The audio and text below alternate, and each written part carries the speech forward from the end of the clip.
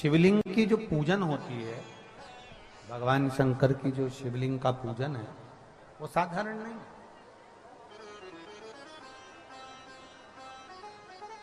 दो गुप्त नवरात्रे होते हैं, थोड़ा ध्यान देंगे। दो गुप्त नवरात्रे होते हैं।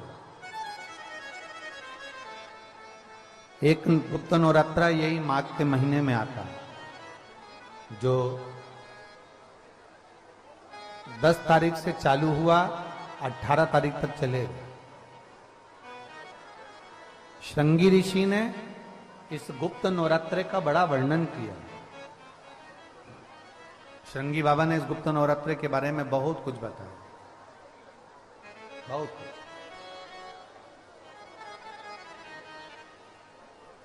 श्रृंगी बाबा गुप्त नवरात्रे के लिए कहते हैं कि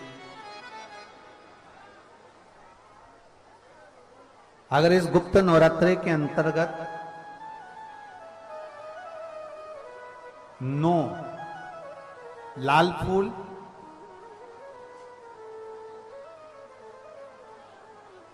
और 5 श्वेत पुष्प, ये दोनों, लोग कहते हैं गुप्त नवरात्रे में हम देवी की आराधना करें, गुप्त नवरात्रे में हम भगवान की आराधना करें, पर शिव महापुराण की कथा कर रही है, भगवान शंकर का चरित्र कथा है। अगर आपने देवी भागवत का स्मरण किया हो, या भगवान शिव की एक पवित्र आनंदमय कथा स्कंद पुराण के काशी खंड में अगर सुनी हो, या उसमें भी नहीं पढ़ पाए हो, तो श्रृंगी ऋषि के चरित्र में आता है। श्रृंगी बाबा ने वर्णन किया है कि किसी भी स्थान पर, किसी भी स्थान पर यदि हमारे घर में 2 शिवलिंग है, नहीं है, तो किसी अपने घर के गमले में, बगीचे में 2 पार्थिव लिंग का निर्माण करें। 2 पार्थिव लिंग, उसमें एक शिवजी का स्मरण करें और एक में माता पार्वती जी का स्मरण। देवादिदेव महादेव के 2 स्वरूप, 2 लिंग प्रकट कर कर, एक पर 9 पुष्प लाल और एक पर श्वेत पुष्प 5 समर्पित करें, बाबा की आराधना करें, घी का दीप लगाएं, पूजन करें, और बाद में उन शिवलिंग को, उन पुष्पों को विसर्जन करें। किसी भी नदी में, तालाब में, बावड़ी में, अगर वहां नहीं विसर्जन कर सकते हैं तो किसी वृक्ष के नीचे उनका विसर्जन कर दे। पर ये नवरात्रे, ये जो गुप्त नवरात्रे हैं, इस माघ महीने में जो गुप्त नवरात्रे आती है, इसी के अंतर्गत इसका पूजन है। एक बार हमने पहले वर्णन किया था, जिसके यहाँ संतान नहीं होती उसके लिए भी पहले जो आषाढ़ के महीने में जो गुप्त नवरात्रे आते हैं उसका स्मरण कराया था, और इसका एक पत्र यहां पर भी है। और तेरी कृपा बिना न हिले एक भी अणु, लेते श्वास तेरी कृपा से तनु तनु। बखान क्या करूं मैं, राखोगे ढेर का, चपटी बहुत में खजाना कुबेर का। हे गंगाधर मुक्ति द्वार ओमकार तू, भोले ओमकार तू, आयो शरण तिहारी शंभु भारतार। बखान क्या करूं मैं, राखोगे ढेर का, चपटी बहुत में खजाना कुबेर का। हे गंगाधर मुक्ति द्वार ओमकार तू, भोले ओमकार तू, आयो शरण तिहारी शंभु भारतार। ये शिव है, ओघड़ी है, त्रिकालदर्शी है, कैलाशी है, ओघड़दानी है। कैलाशी अविनाशी है शिव। शिव तत्व का है। आप जिस भाव से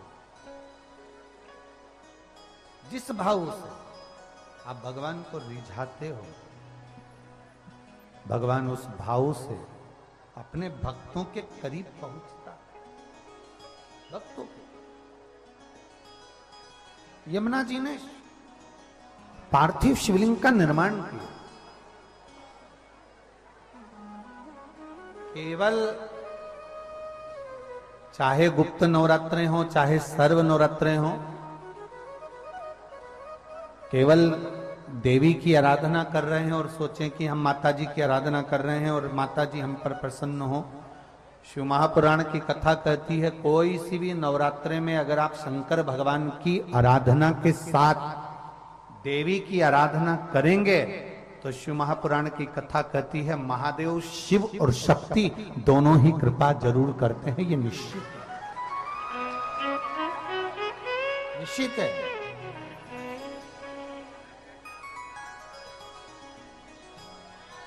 केवल एक शिव की आराधना कर लेना या शक्ति की आराधना कर लेना, हम शिव और शक्ति दोनों की आराधना एक साथ करते, हम शिव और शक्ति की दोनों की आराधना। गुप्त नवरात्रा यही माघ के महीने में आता है। आज से नवरात्रे प्रारंभ हुए हैं 9 दिन तक। ये गुप्त नवरात्रे के 9 दिन, अगर आपको ऐसा लगता है कि शिवजी आप बाबा मेरी नहीं सुन रहा, बहुत संघर्ष का जीवन चल रहा है, बहुत परेशानी का जीवन चल रहा है, बहुत कष्ट का जीवन चल रहा है और कोई मंजिल, कोई राह, कोई मार्ग दिख ही नहीं रहा, तुम्हारा कैसा भी दुख है, जो आज गुप्त नवरात्रे प्रारंभ हुए, आज से 9 दिन तक का एक नियम ले लो गुप्त नवरात्रे में कि मुझे शिवजी के मंदिर में अशोक सुंदरी वाली जगह पर एक बेलपत्र मां हेमवती माता के नाम से, कौन सी माता? हेमवती, मां हेमवती के नाम से एक बेलपत्र अशोक सुंदरी वाली जगह पर समर्पित करूंगी। 9 दिन का एक नियम धारण करो और 12वें या 15वें दिन आप देखिए आपका जो दुख है मेरा बाबा उसको काट कर ही रहा। गुप्त नवरात्रे जो आज से प्रारंभ हुए हैं, गुप्त नवरात्रा है। इस नवरात्रे में हेमवती माता का स्मरण करना, एक बेलपत्र का पूजन करना या एक बेलपत्र के वृक्ष के नीचे आप 9 दिन तक भी, अगर मंदिर तक भी नहीं जा सकते, मंदिर में आप बेलपत्र रखने नहीं जा सकते, तो आपके घर के आंगन में, द्वारे पर, बगीचे में, आपके घर के पास अगर कोई बेलपत्र का पौधा है, वृक्ष है, उस बेलपत्र के वृक्ष के सामने एक बेलपत्र का पत्ता रखकर भी अगर आप उस पर जल चढ़ा रहे हैं या पूजन कर रहे हैं हेमवती माता के नाम से, तो उसका फल आपको मिलेगा। और मान लो बेलपत्र का वृक्ष भी नहीं है, हम मंदिर भी नहीं जा सकते, हम कहीं नहीं जा सकते, घर से बाहर कैसे निकलें? पानी तेज है, जलवृष्टि हो रही है, बहुत सा पानी है, तो क्या करें? अपने घर में जो शिवलिंग है, तुम्हारे घर में अगर जो शिवलिंग है, तुम्हारे घर में जो शिवलिंग विराजमान है, उसी शिवलिंग के साक्षी में, सम्मुख में भी अगर हेमवती माता का नाम लेकर अगर एक बेलपत्र समर्पित करोगे 9 दिवस तक, तो उसका फल मिलेगा जरूर, उसका फल मिलेगा। फिर से बोलो, कौन माता? हेमवती। कौन है ये? शिव महापुराण की कथा कहती है, जब माता पार्वती जी हिमालय राज के घर में प्रकटी और हिमालयों की कंदरा में बैठकर मां पार्वती जी तप साधना में लीन हुई, जितनी परीक्षा भगवान शंकर ले सकते थे शिव जी ने सारी परीक्षा ली। ब्रह्मदेव परीक्षा लेने आए, भगवान नारायण परीक्षा लेने आए, इंद्रदेव आए, सप्तऋषि आए, सारे साधु संतों को परीक्षा लेने भेजा, पर मां उन परीक्षाओं में पास होती चली गई। तब भगवान शंकर ने दर्शन देकर कहा, पार्वती आज से तुम्हारा नाम हेमवती रहेगा। सुनो पार्वती, तुम्हारे इस नाम की आराधना जो तुम्हारे गुप्त स्वरूप में करेगा, उसको मनवांछित फल की प्राप्ति हो जाएगी। और उसको बोने का कारण क्या है? केवल कोई कहे कि हम ठाकुर जी को भजते हैं, भगवान कृष्ण को भजते हैं, कोई कहे हम तिरुपति बालाजी को, नारायण को भजते हैं, कोई कहता है कि हम हरि विठल को, पांडुरंगा को भजते हैं, हमारे यहाँ हम इनको भजते हैं तो जवारे नहीं बोलते। ना, पुष्टि मार्गी है, ठाकुर जी की सेवा करने वाला है, उसके यहां भी ये 9 दिन जवारे बोए जाते हैं। रामानुज संप्रदाय से जुड़ा हुआ है, नारायण की पूजन कर रहा है, उसके घर में भी जवारे बोए जाते हैं। पांडुरंगा हरि विठ्ठल की उपासना कर रहा है, उसके घर में भी जवारे बोए जाते हैं। जवारे का महत्व हमारे यहां शास्त्र कहता है। क्या महत्व है उसका, क्या फल है उसका? महाराज, जब देवी माता ने दुर्गा भवानी को पंचायत में बुलाया गया, शिव पंचायत में मां दुर्गा बैठी हुई है, और शिव पंचायत में जब दुर्गा भवानी बैठी, उपद्रवियों ने उपद्रव मचाया, अहंकारियों ने अहंकार मचाया, असुरों ने, राक्षसों ने हाहाकार मचाना प्रारंभ करा। तब उस समय पर देवाधिदेव महादेव माता पार्वती को देखकर, दुर्गा भवानी को देखकर मुस्कुरा रहे थे। केवल शिव मुस्कुरा रहे हैं, पार्वती को देखकर, दुर्गा भवानी को देखकर, मां जगत जननी को देखकर केवल मुस्कुरा रहे हैं। तब देवता सूर्य नारायण ने भगवान शिव जी को देखकर हाथ जोड़कर प्रार्थना करी। भास्कर देव बोले, सूर्य नारायण बोले, बाबा मेरे मन के संशय को मिटा दीजिए। शिव जी ने पूछा क्या काम है, बोलो क्या चाहते हो? शंकर भगवान से सूर्य देव, भास्कर देव कहते हैं, प्रभु आपके मुस्कुराने का कारण क्या? भारत की भूमि पर जितनी जगह पर भी आप लोग कथा सुन रहे हो, आस्था चैनल पर, फेसबुक, यूट्यूब पर जितने लोग कथा सुन रहे हो, बड़े ध्यान से सुनना कि जवारे क्यों बोए जाते हैं। नवरात्रि में जवारे की महत्वता क्यों होती है, क्यों बोया जाता है, मिट्टी में गेहूं डालकर क्यों उत्पन्न किया जाता है, उसकी महत्वता क्या है? सूर्य नारायण पूछ रहे हैं भगवान देवाधिदेव महादेव से, आप दुर्गा भवानी को देखकर मुस्कुराए, आप हंसे हैं, आपके चेहरे पर प्रसन्नता आई है, कारण क्या? और महाराज देवाधिदेव महादेव ने कहा, यहां भगवान विष्णु, गणेश जी, भास्कर देव, आप सब बैठे हो। असुरों ने आक्रमण कर दिया, असुरों ने आक्रमण करा है, और वह असुर आक्रमण कर दिए हैं, तो वो असुर प्रवेश कर रहे हैं, उपद्रव मचाकर, हाहाकार कर कर नष्ट करने वाले हैं इस पूरी पृथ्वी को। तो फिर उसको बचाएगा कौन, कैसे बचेगा? शिव जी ने कहा चिंता मत करो। दुर्गा ने अपने केश का स्मरण किया, एक केश को माता पार्वती जी ने अपने हाथों से छुआ, छूते ही एक कुंड में सुंदर जवारे उत्पन्न हुए हैं। जब तक वो जवारे बड़े नहीं हो जाते, जब तक वो जवारे थोड़े प्रबल नहीं हो जाते, तब तक एक भी असुर प्रवेश नहीं कर सकता, हाहाकार नहीं मचा सकता और अंदर आ नहीं सकता। शिव महापुराण की कथा कहती है, जवारे जिसके यहाँ बोए जाते हैं, जवारे का, आप लोग कहते हैं कहीं पर देवी जी बैठी हैं, किसी के यहाँ मिट्टी की मूर्ति आई, 21 फीट की, 41 फीट की, 15 फीट की, 10 फीट की, 25 फीट की देवी जी की प्रतिमा स्थापना हुई। लोग कहते हैं हम देवी जी का दर्शन करने जा रहे हैं, दुर्गा जी का दर्शन करने जा रहे हैं। शिव महापुराण की कथा कहती है वो दुर्गा जी का दर्शन नहीं, देवी का दर्शन नहीं। नवरात्रे में जहां जवारे बोए जाते हैं, वहां मात्र आप पांव रखते हैं तो अपने घर में से क्लेश दूर हट जाता है। या चैत्र नवरात्रे में, शरदीय नवरात्रे में, आषाढ़ी नवरात्रे में, आदिकादिक पौष नवरात्रे में हम शंकर की, हम जगत जननी जगदम्बा की जब स्थापना करते हैं, या हम नूतन घर का प्रवेश करते हैं, या गणेश जी की स्थापना करते हैं, या कोई दुकान को प्रवेश करते हैं, या कोई शुभ कार्य करने के लिए अग्रण्य होते हैं, तो हम कलश की स्थापना क्यों करते हैं? आज शिव महापुराण में शुरुआत में अपन शिव और पार्वती की यही संवाद को लेकर चलते हैं।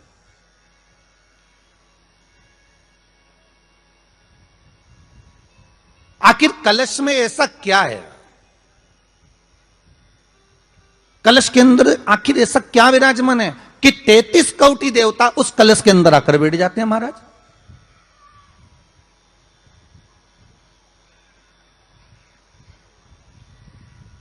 आप कोई यज्ञ करने जा रहे हो, आप कोई पोथी पुराण करने जा रहे हो, आप कोई अच्छा कार्य करने जा रहे हो, तो ब्राह्मण देवता कह देते कलश की स्थापना होगी, कलश की शोभा यात्रा निकलेगी, कलश यात्रा निकलेगी, कलश विराजमान होगा। और आज हर की पौड़ी पर, प्रयागराज में या उज्जैनी में, नासिक में जो बड़े बड़े कुंभ के मेले होते, कुंभ का मतलब भी तो कलश से होता है। उसकी महत्वता क्यों है? उस कुंभ की, उस घड़े की महत्वता कहां से प्रकट हो गई? शिव महापुराण की कथा कहती है महाराज, भगवान औघड़दानी शंकर स्वयं आद्य शक्ति जगदम्बा से कहते हैं कि जगदम्बा तू क्या चाहती है बोल। तो जगत जननी जगदम्बा कहती है कि जहां मैं हूं वहां शंकर है, ये आपने कह दिया, पर जहां शंकर है वहां पार्वती का होना जरूरी है। उसके लिए सिद्ध करने के लिए एक स्थान ऐसा बनाया जाए जहां पर शंकर विराजमान है और शंकर के साथ पार्वती विराजमान है। तो शिव जी ने कहा पार्वती उसके लिए मैं तुझे एक सुंदर कलश का निर्माण कर देता हूं। दुनिया का रचनाकार, दुनिया की रचना करने वाले महाराज, संपूर्ण ब्रह्मांड की रचना करने वाले, जिनको भगवान शिव ने स्वयं ब्रह्मदेव से कहा है कि ब्रह्मा जी तुम सृष्टि खंड को आगे बढ़ाइए, सृष्टि की रचना करिए। और आज ही के दिन, यही चैत्रीय प्रतिपदा के दिन, यही इसको कहते हैं नया संवत्सर, नया वर्ष।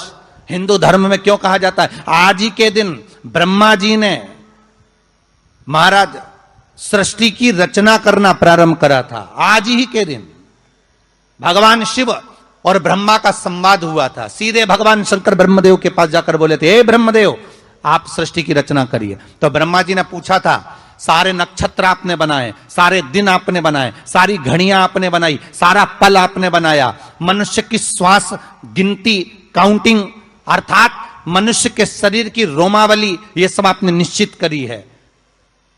नवरात्रि का मतलब क्या होता है?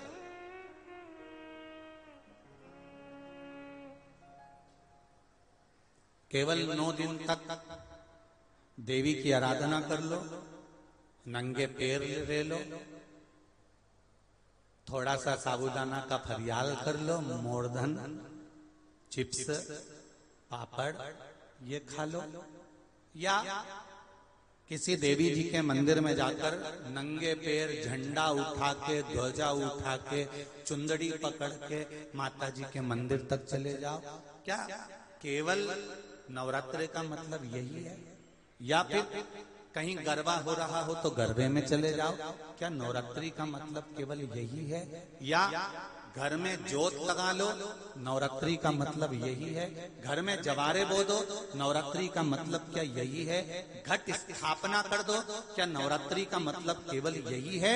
अगर नवरात्रि का मतलब जानना है तो आपके मन में एक विचार आना चाहिए कि ये नवरात्रि केवल घट स्थापना के लिए नहीं होती है, ये नवरात्रि हमारे भीतर एक नारी के सम्मान के लिए प्रकट होती है कि नारी का सम्मान कैसे होना चाहिए।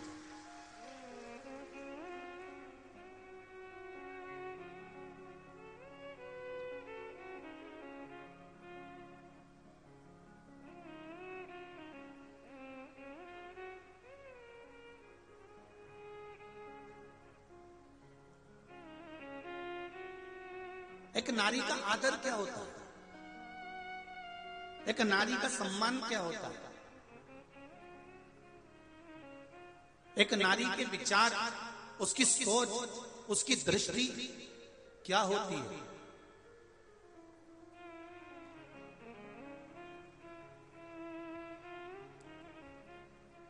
पिता और माता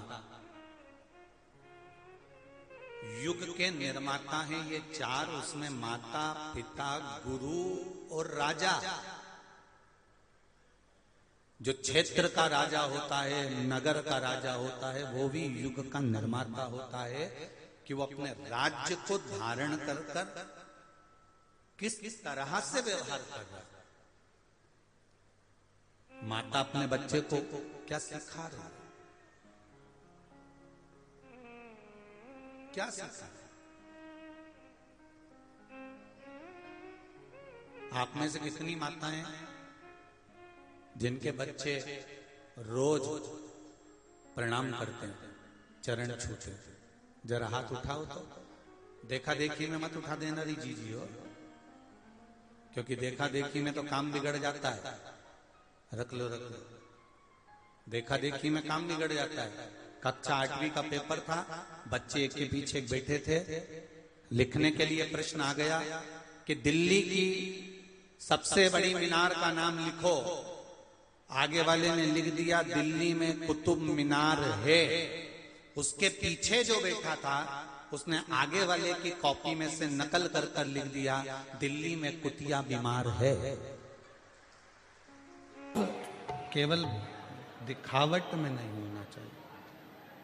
भगवान शंकर केवल आप स्वरूप शिव जैसा बना लो या शिव जैसा आपका स्वरूप हो जाए,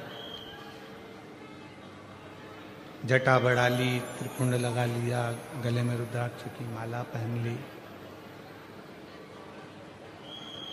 इससे शिव तत्व की प्राप्ति नहीं हो सकती।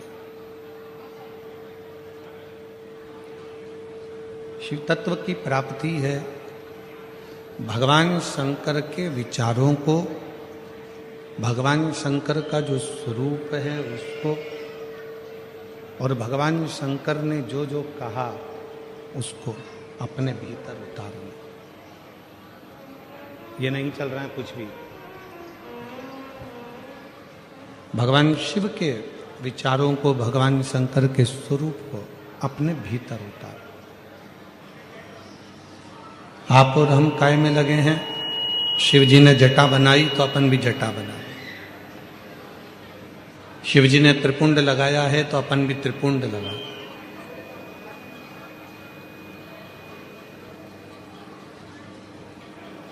शिव जी ने मृगछाला पहनी है तो अपन भी मृगछाला पहन। नहीं, शिव महापुराण की कथा कहती है कि शंकर के जो स्वरूप दिख रहा है उस स्वरूप को अपना बनाने से पहले शंकर भगवान के जो विचार हैं, शिव जी ने अपने मस्तक पर गंगा रख रखी है, अपने मस्तक पर गंगा है। क्यों रखी है? कि जितना हो सकता है बुद्धि की भी शीतलता हो, मन की भी शीतलता। शिव जी ने अपने गले में विषधर रख रखा है, सर्प रख रखा है। क्या दर्शाना चाहते हैं? कि उस सर्प को, वो वासुकी नाग जिसको मंथन के समय पर उपयोग में लिया, उसके बाद उसको फेंक दिया गया, छोड़ दिया गया, एक कोने में ले जाकर डाल दिया गया।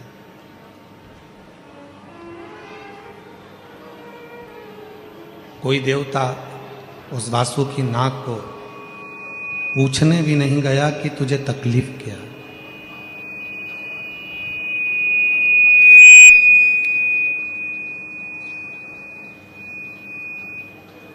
कोई देवता उसके पास में जाकर नहीं पूछा कि तुझे कष्ट क्या है, कि तुझे तकलीफ क्या है, क्यों तुझे तकलीफ है, क्या दिक्कत है। तब माँ पार्वती जी के कहने पर भगवान शंकर, वो घरदानी, त्रिकालदर्शी, कैलाशी, अविनाशी शिव उसके पास में गए। भगवान शंकर गए और शिव जी ने जब देखा उस वासुकी नाग की दशा को कि ये सब दूर से हार चुका है, टूट चुका है, शरीर में से इसके रक्त बह रहा है और ये अब संभल नहीं पाएगा, अब संभल नहीं सकता है। तब भगवान देवाधिदेव महादेव ने, भगवान शंकर ने उस वासुकी नाग को अपने गले में धारण कर लिया, अपने गले में पहन लिया। गले के शिव महापुराण की कथा कहती है, भगवान शंकर का चरित्र कहता है, शिव तत्व कहता है, शिव महापुराण की कथा कहती है। जो दुनिया में हर जगह से टूट चुका है, जिसको लोगों ने ठोकर मार दी, धक्के दे दिए, अपशब्द कह दिया, ताने दे दिए, आड़ा टेढ़ा कह दिया, जो दुनिया में बहुत बहुत टूट चुका है, उसे कोई नहीं अपनाएगा। अगर अपनाएगा तो केवल मेरा देव अधिदेव महादेव ही अपनाएगा, मेरा शंकर अपनाएगा, मेरा शिव अपनाएगा।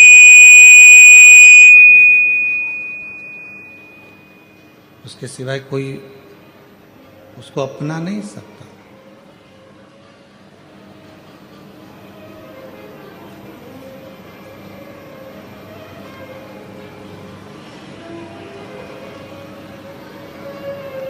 आप सब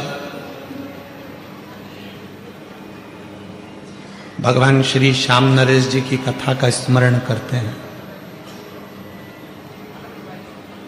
श्याम बाबा का कीर्तन भी करते हैं, हम भी दर्शन करते हैं, आप भी दर्शन करते हो।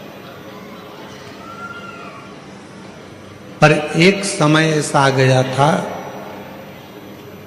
कि बर्बरीक के पास में लड़ने के लिए जब कुछ नहीं था तो बर्बरीक ने भी शंकर की आराधना कर कर 3 बाण भगवान शिव से प्राप्त किया था।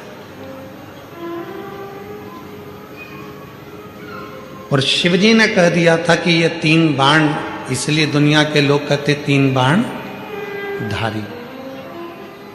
श्याम बाबा के लिए दुनिया कहती है ना 3 बाण धारी, हारे का। वो 3 बाण किसने दिए? भगवान देव अधिदेव महादेव।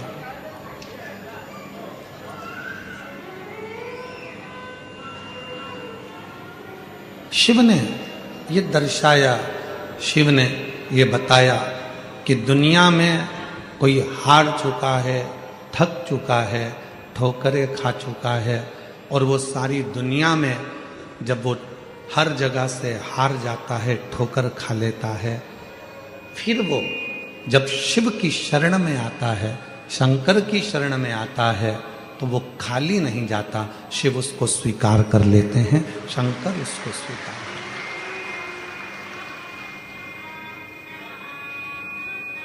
ऐसा कोई देवता, 33 कोटि देवताओं में कोई ऐसा देवता बता दो जिसको मेरे देव अधिदेव महादेव ने कुछ ना दिया।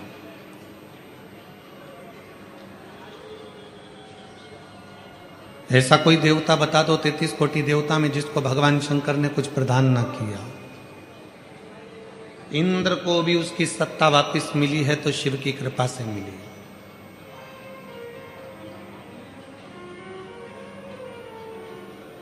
ब्रह्मा जी के शीश को भी श्राप से मुक्त करा तो भगवान शंकर ने करा। भगवान नारायण को भी अगर सुदर्शन चक्र दिया तो भगवान शिव ने दिया। भगवान राम भी लंका की चढ़ाई करने के लिए जा रहे हैं, पर लंकेश के ऊपर विजय प्राप्त करने के लिए शिव की जरूरत है, तो शिव ने कृपा कर। जब भगवान कृष्ण की 16,108 रानियों से संतान की प्राप्ति नहीं हुई, तब गर्गाचार्य बाबा के कहने पर शिव की आराधना करें।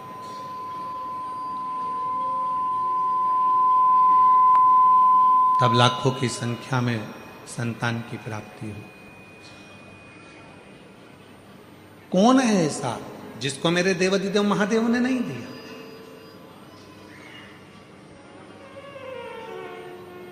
मां दुर्गा, मां सती, जगतजननी, कुष्मांडा, बगलामुख, मातंगी, धूमावती, जितनी जितनी देवियां हैं, सारी देवियों को भी अगर कुछ प्रदान किया है तो मेरे शंकर भगवान ने उन शक्तियों को प्रदान किया, शिव ने दिया।